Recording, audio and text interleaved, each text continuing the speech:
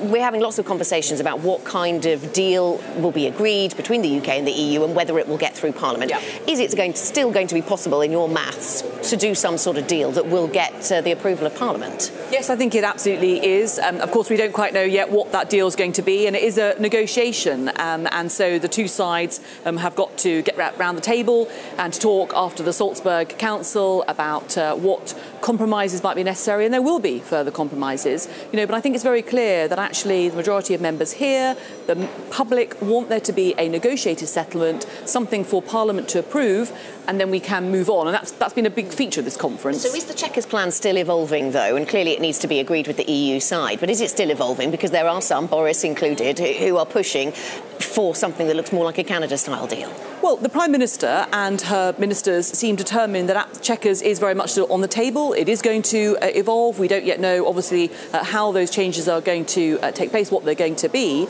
And I think it's pretty clear that the calls to get rid of Chequers are becoming increasingly desperate. And this idea of having a Canada style trade deal has been taken apart. And those who are advocating it don't really know how they're going to get there. And in many cases, my suspicion is they'd actually be quite happy with there to be no deal at all, and we know that would be catastrophic for the UK economy. I mean, damaging on all sides, and not something that anybody wants to see. Yeah, I spoke to the BCC. They said that a Canada-style deal will bring more friction for business, but I spoke to Jacob Rees-Mogg, who says there are ways of doing it without. But we'll park that for one moment, maybe.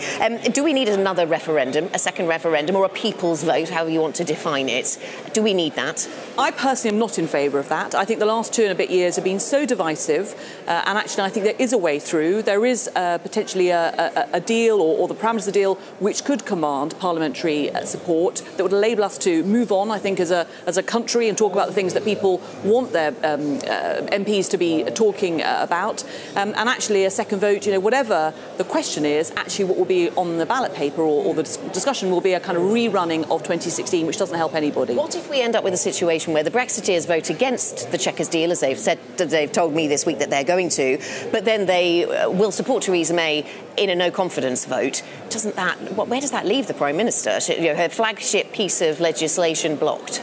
Well, look, I mean, there's lots of ifs in that sentence, and that's been the difficulty with this. I think the next sort of 6 to 8 weeks is trying to think ahead as to what might actually be happening. I think there's going to be, if there's a deal that comes back, that the Prime Minister can stand before the House of Commons and say, I believe this is in the national interest. There's going to be questions for all of us to ask across the House about whether this is something that we should support in the national interest. And I think those who are threatening the Prime Minister with leadership challenges or actually wanting to say, to get rid of what you put on the table, are not acting in the national interest. Now, I think there are definitely compromises and moves relating to customs and regulatory standards and things like that that are going to have to be discussed and put in place to support businesses, and we need businesses to be confident, be able to plan with certainty about employment and investment. That the Conservative Party has been the party of business traditionally, and we've got to continue to do that to enable our country to be prosperous. Boris Johnson, of course, is going to be speaking here in a couple of hours' time.